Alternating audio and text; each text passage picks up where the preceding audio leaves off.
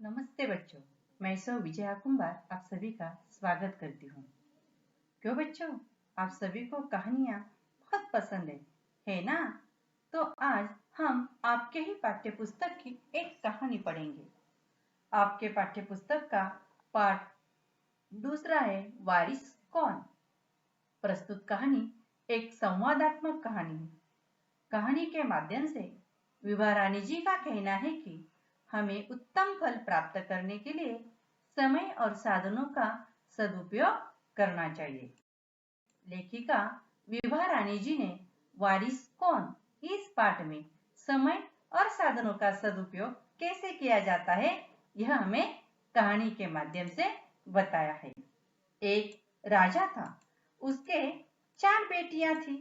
राजा ने सोचा कि इन चारों में से सबसे बुद्धिमती होगी, उसे ही अपना राजपाट सौंपेगा। राजपाट यानी राज का कारोबार सौंपेगा। इसका फैसला कैसे हो, वो सोचने लगा। अंत में उसे एक उपाय सूझ गया।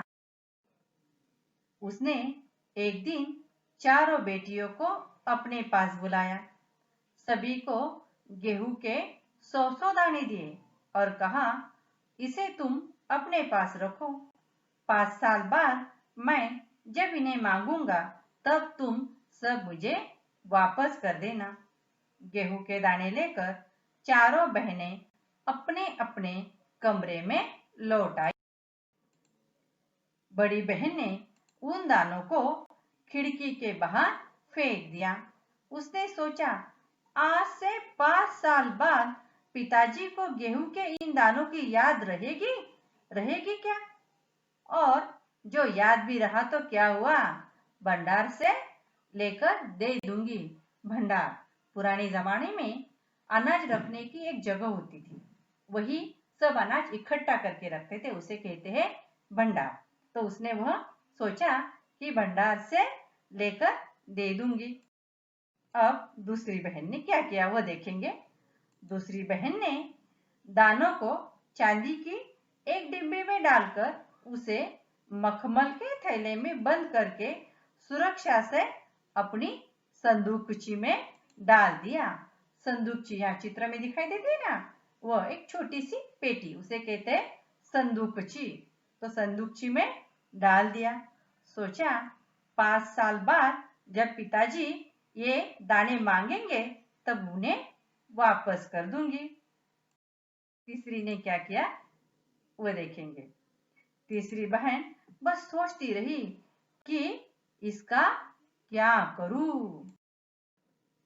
चौथी और छोटी बहन तनिक बच्ची थी।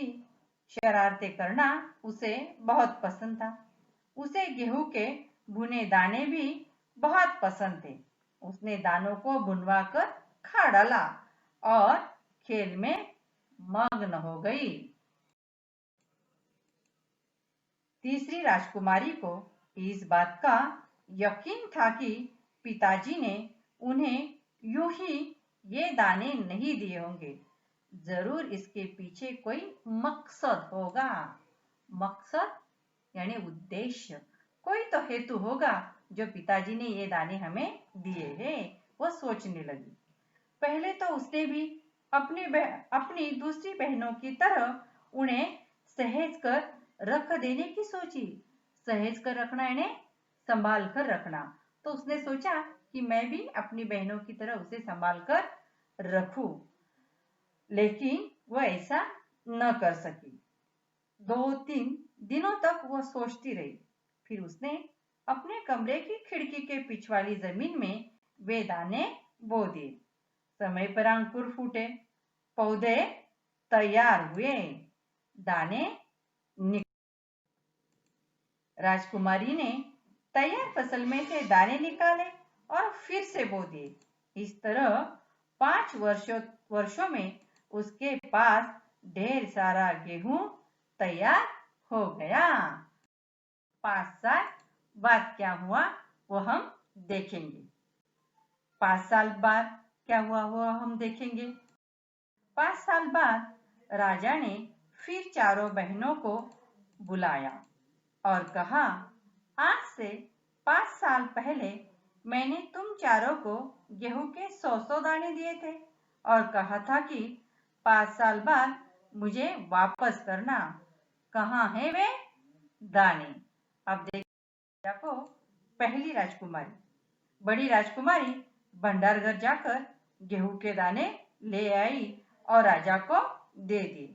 राजा ने पूछा, क्या ये वही दाने हैं जो मैंने तुम्हें दिए थे? पहले तो राजकुमारी ने हाँ कह दिया, मगर राजा ने फिर कड़क कर पूछा, तब उसने सच्ची बात बता दी। राजा आएगा दूसरी राजकुमारी के पास। राजा ने दूसरी राजकुमारी से पूछा, तुम्हारे दाने कहाँ हैं? दूसरी राजकुमारी अपनी संदूकची में से मखमल के खोल वाली डिब्बी उठा लाई, जिसमें उसने गेहूं के दाने सहेज कर रखे थे। सहेज कर रखना मतलब हाँ, संभाल कर रखे थे। वह लेकर आई। राजा ने उसे खोल कर देखा, दाने सड़ गए थे। अब राजा तीसरी राजकुमारी से पूछता है, तुमने क्या किया उन दानों का? तीसरी ने कहा, मैं इसका उत्तर आपको अभी नहीं दूंगी, क्योंकि जवाब पाने के लिए आपको यहाँ से दूर जाना पड़ेगा और मैं वहां आपको कल ले चलूंगी। राजा अब चौथी लड़की के पास आता है। राजा ने अब चौथी और सबसे छोटी राजकुमारी से पूछा।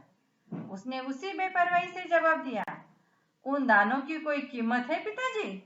वैसे तो ढेरों दाने भंडार में पड़े हैं। भंडार में यानी हाँ, कौन सी जगह?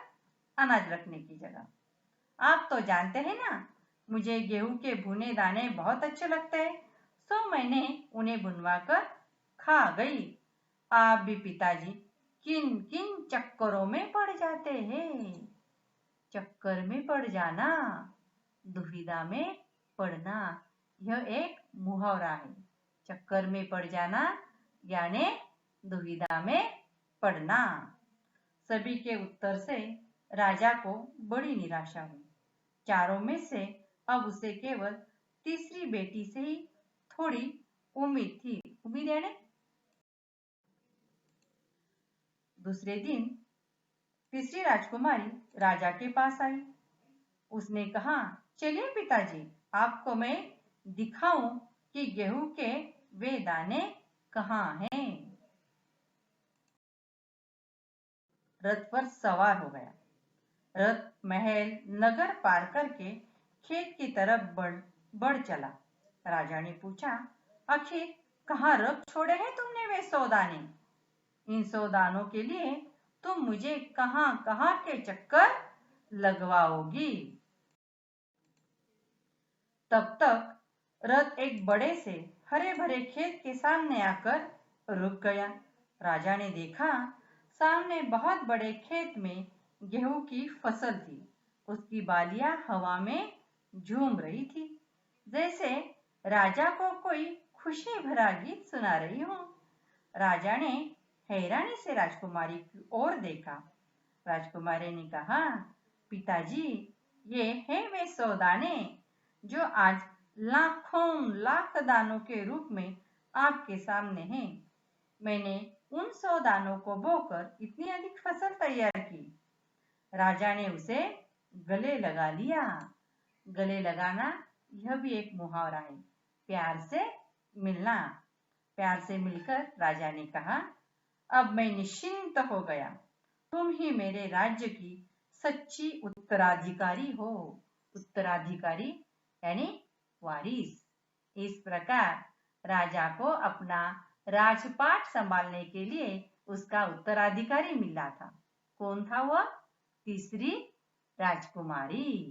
क्यों बच्चों, किया ना सच्चे समय का सदुपयोग तीसरी राजकुमारी ने, और उसका फायदा भी उसे मिला। कैसी लगी कहानी बच्चों? अच्छी लगी ना? आप लोग भी इसी तरह कोई एकाध कहानी तैयार करेंगे।